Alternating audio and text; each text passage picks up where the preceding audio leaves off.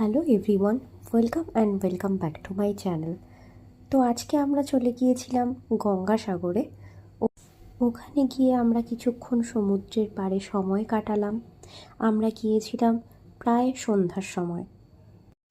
সন্ধেবেলা ওয়েদারটা এত ভালো লাগছিল যে আমার তো এখান থেকে যেতেই মন চাইছিল না, কিন্তু কি করা যাবে, অগত্যা আমাদের সবাইকে এখান থেকে চলেই যেতে হলো।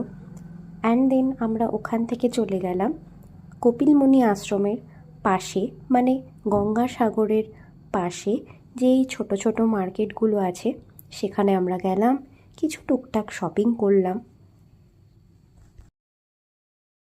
টুকটাক কিছু জিনিস কেনার পর আমরা এবার রওনা হলাম কপিলমুনি আশ্রম দর্শনে। কপিলমুনির আশ্রম তখন প্রায় বন্ধ করে দিচ্ছিল। আমরা শেষ মুহূর্তে যাই এবং ছোট্ট একটা টিকা